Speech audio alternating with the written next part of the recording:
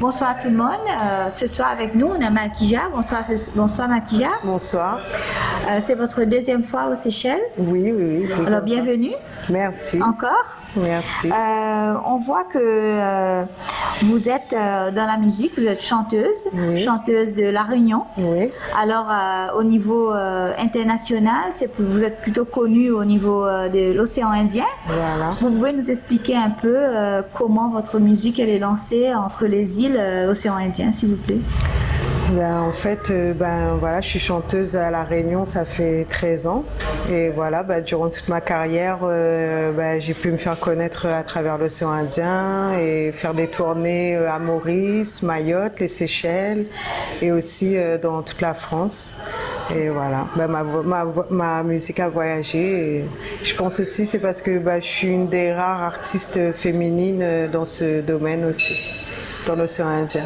Au niveau de ce domaine, on parle de le type de musique que vous chantez. Vous chantez le reggae dancehall. Vous pouvez nous dire un peu c'est quoi cette musique pour vous personnellement et aussi au niveau de l'océan Indien, comment ça se lance?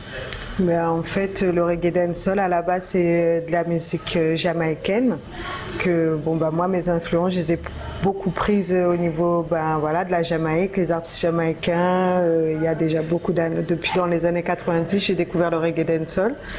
Et avec des artistes jamaïcains comme Sizzla, Capleton et beaucoup d'autres.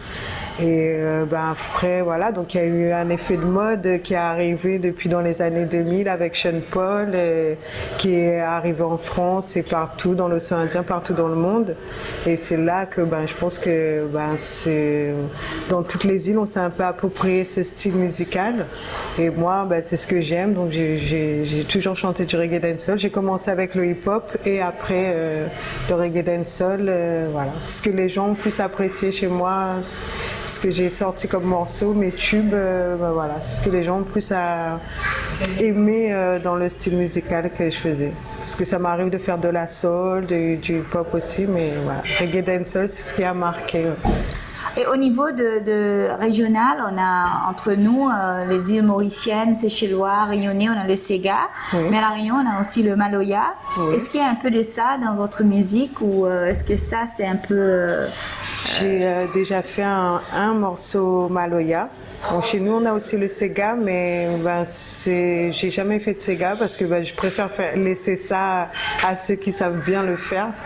Et moi, mon style musical était beaucoup plus reggae dancehall. J'ai jamais trop fait de Maloya et reggae. Ok. Voilà. Et vous êtes ici aux Seychelles à l'invité de Ras Ricky. Et vous allez participer dans un concert avec lui.